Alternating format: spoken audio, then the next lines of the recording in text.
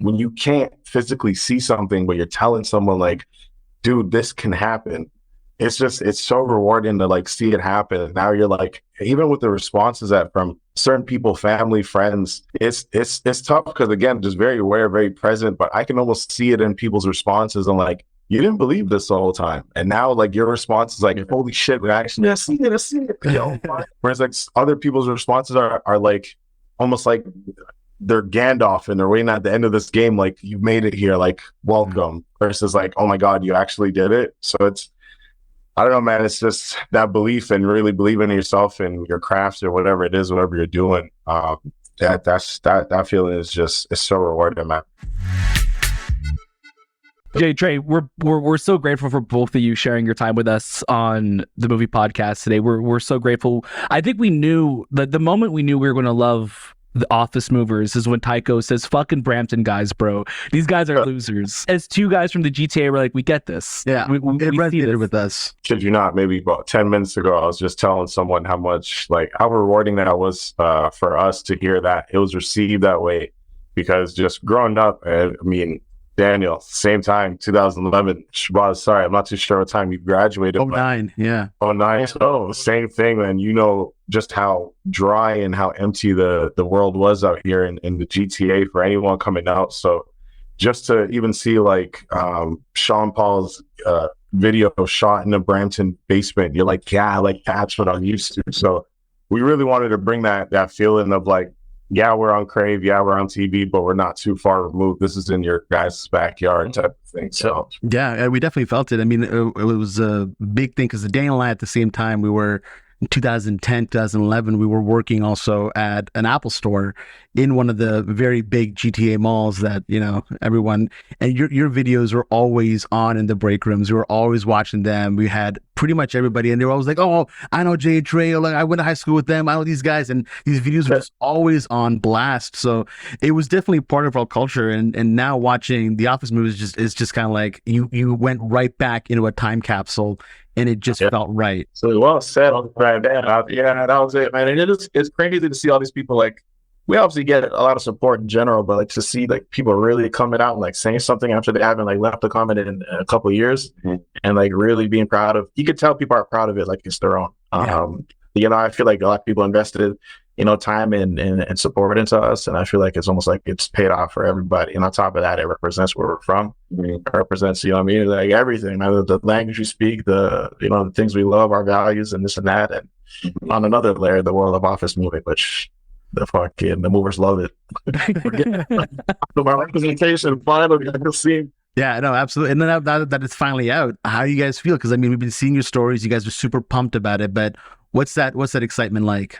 Man, I don't even know, bro. Honestly, I feel like we're two very present people. We're two very aware people, and like I think it is challenging to kind of digest everything and really understand what's going on and really like grasp onto that and try to be in the moment. I remember when we're filming, we just had a conversation just saying, yo, like, let's try our best to really be present and really soak in these moments, because we know it's going to fly. We know how quick, like, this whole year is going to go by. So, like, really try to be here. So I feel like it's hitting us in different phases, whether it be like our dad fully realizing or our sister really fully realizing, or even old teachers from Fletcher's hitting us up saying, yo, so proud of you guys. So it's like, it's coming in waves, man. But in general, just really happy we're able to do this on this stage, and most importantly, open the door.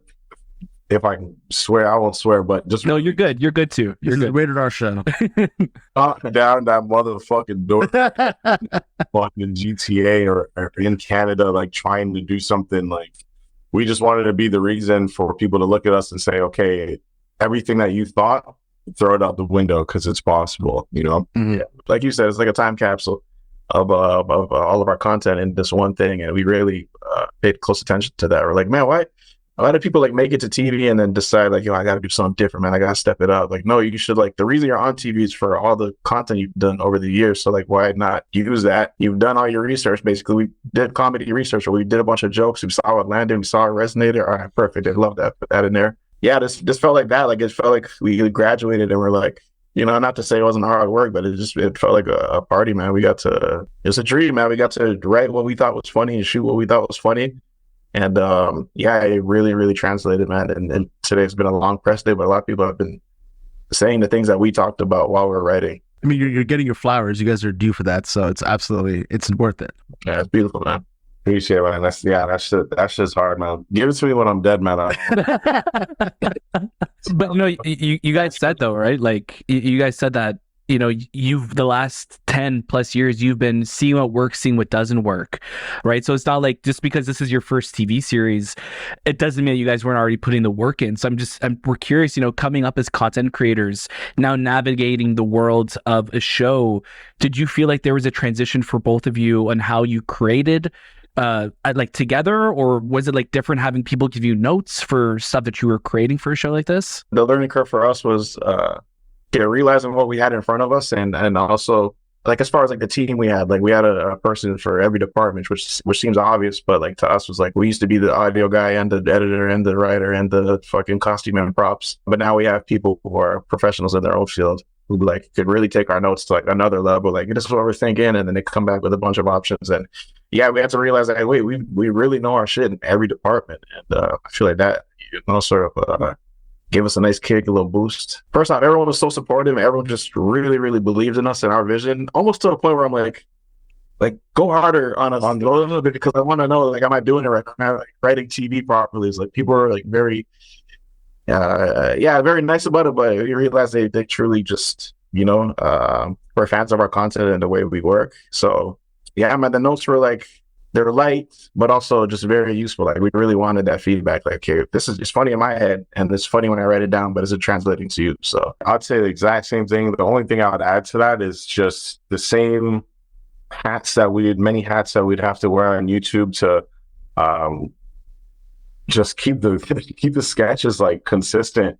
I feel like me and Jermaine had to really dial down and say, all right, well, what do we want to do now? Like, that we're here, and I for a long time, I wasn't writing no sketches. Like, that was all Jermaine. So I was just like learning from him and reading the script. So like, oh, okay, this is funny. Like, wait, why'd you do this here versus like this here? And then Judge Psycho was my first time putting some pen to pad and saying, okay, this is like, the script world, and I also enjoy it. So I think it was just for us to kind of lock down and say, what do we enjoy? And I think now on this new adventure, we can continue asking ourselves that, and maybe direct an episode, or maybe, who knows? You know what I mean? Like, it's the possibilities are endless when you actually enjoy doing what you're doing. So it's like, there's so many hats to wear. It's really just a question of which one do you want to try on, which one do you want to wear or just have in your closet and know that you can't put it on, Yeah, and it's nice knowing that, like, you have in a show like this room to, like, obviously, like, this is a show that you both created because it's your style of comedy. So it's nice that you have an outlet to showcase that, right? And even seeing things come back from like your different videos of just like, the subtitles and things like that. Like, it's cool seeing those, or even the sound effects come through, because like, people will know that and they'll be familiar with that coming into the show. You kept the DNA the same, and that's what makes the process getting into it so much easier. Sometimes you watch a show with people that are, making their own thing, and it feels so completely disconnected. But here you are, where it's just, we're walking right into it, and we're not strangers to the formula. I just got chill up. Yeah, we appreciate you looking into it like that, and just, I feel like, just someone that's been watching us, like, you guys are gonna naturally pick that up and naturally say, hey, like, I wish this is missing and this is missing. So again, man, it's very rewarding to hear that when it's all said and done. And I think just with this excitement of everyone and the support from everyone, I think we really feel confident, just because we know we have a really, really, really good show on our hands. And outside of everything we've done on YouTube, if you remove everything and I just put Awesome Movers in front of you, I think everyone would still laugh the same, even not knowing us for the 13 years. So we're true excited, honestly. Yeah. And what we love so much also about this show is that obviously it's just drawing from these real life experiences, working with your father's moving company. Is there like a really funny or challenging moment that you guys experienced on the job that actually made it into the show? Oh my God, literally everything. Like, not everything, but there's like an element of truth in everything. Like, definitely we got a client that would like she just had a perpetual wet mouth and she was just the worst spitter, man. And she just had the corners and everything done. The strings, that. Yeah, she would like literally be like in your face, just talking to you, just spitting on you the whole time. So we definitely got that in there. It's definitely shattered the door before. Oh my God, there's so many things. Pinky man, Just a lot. But I do want to say that element to it in comedy is really just truth, and just being a good storyteller. And one show that I was watching, a documentary with David Chase, and they're breaking down the Sopranos and how it came about. It's on HBO, but it brought chills to me because I'm watching David Chase break down the Sopranos and how this whole situation came. And everything was from his real life. Like Tony's mom was David Chase's mom. And it was just like to watch David say, no, it has to be this person because it's like, she's doing it right. When casting is telling you, no, but this person is more, I don't care. It's not that person. It's this person. So it's like being able to fight for something for a year or however long working on the show. And then again, now when it's said and done, I'm watching this documentary of David Chase telling us his fights and what he went through back in 1994. It brings chills to my body because I'm like, time just has a weird way of repeating itself. And I feel like it's kind of repeating itself with the office movers. And I think Canada has something special. And again, like if I was in the show and I'm just watching as a viewer, like I'm just excited to get this out to Canada, man. And have something for us that we can say like, yo, those are our boys. Those are, so yeah, for the first time, we have an exclusive on the States. Like, man, how can we watch this? You gotta move to Canada. We'd love to know, having, grown up together, you've, lived in the same house, now you're working together constantly. How has your own dynamic changed with, creatively with one another now going into working on a show like this? So how are you guys working together? How's that changed now? It's beautiful because it's kind of the same. We'll just evolved, man. Even like going way back, like it's the same, man. It's literally the same. It's literally the same. We brainstorm the same way and sort of write the same way and bounce ideas off in the same way and cooperate in the same way. We like don't fight. We know each other's strengths and we play those up. Yeah, man, it's exactly the same. Back in the day, he'd be the guy that like, if he wanted someone in the video, reach out to them, I'm gonna write the skit. And then he's taking care of that and putting this together and stringing this together. Get this, secure this place, secure these props, I'm working. And it's like the same thing, man. It's the same thing, except now he actually has a keyboard too.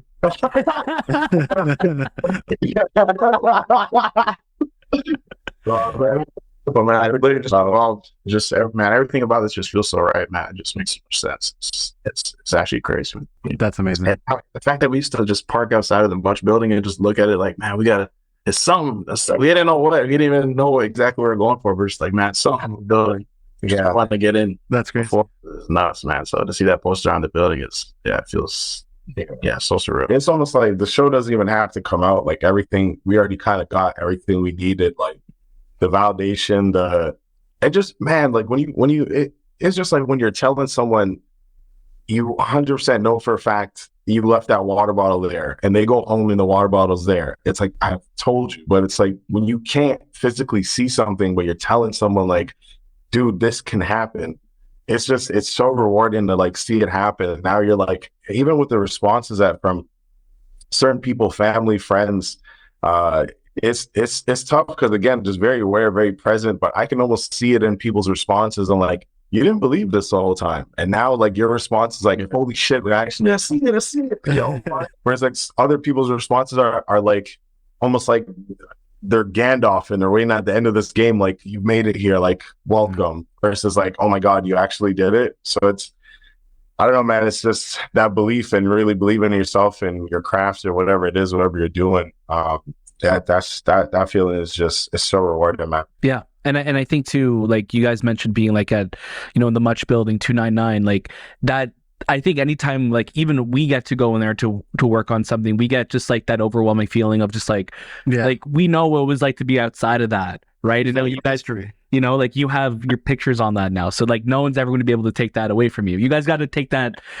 billboard. Take whatever you can. Take the Crave sign from behind you as well. Oh, that shit up. I'll roll it up. Yeah. I'll put it on Fletcher's. Something that we also love so much is earlier this year we had a chance to chat with Jasmeet about his show, Late Bloomer. And when we were watching The Office movies, the whole time we just kept thinking, like, this is the same world. Like, these shows can kind of just connect. And we're wondering, is there ever an opportunity for you guys to do like a crossover episode? Yeah, we brought on trying to get at least man, whichever bro. Yeah. But we ended up going non-union for the actors. Man, we just, we had to make it work. We didn't have the biggest budget in the world. Yeah, unfortunately that didn't work out, but we're not going to give up, man. No, it's going to happen. Yeah, absolutely. For sure. And just for the people, man, there's certain things that even when we're working on the show, we had to like explain to production, explain to the network, like, guys, certain things are just for the people, and like we're gonna have to fight for that, and we will fight for it. And there's so much trust coming from those sides where now they're seeing it. They're like, okay, we get it now. We get it, which is, I might have some more access. We need to go for it. Yeah. I'm going to blow up a car. It's going to happen. That's all good. It's funny you mentioned that, like the stuff that you have to fight for, because that's also something that we spoke to Jasmeet about, where it's like, he's like, yeah, like this is the first time we've had like this language or this dialect shown on screen before. And like, I had to like fight for that to happen because, that infrastructure to even fight for that wasn't something that was there. So is there something that both of you guys are most proud of made it into this show that you're like, we need this to be part of it? Yeah. Most proud, 100%. Just like, I think as a whole, just allowing us to like lead that creative and have that creative control for certain things that we're fighting for, like certain stunts that we've done, like breaking glass and smashing through walls with no like, there's safety there, but it's like, guys, we can't really do it this way. But I'm like, honestly, trust me, it's just certain things. You got to bend the rules a little bit, so just, I think in general, just having that trust for us. I feel like the whole show in itself is just unconventional. There's a lot of things we did that's like not normal. You wouldn't write like this on TV, or you wouldn't edit like this on TV, and you wouldn't have subtitles like this on TV. And we all like every step of the way, like, we need that. We need that.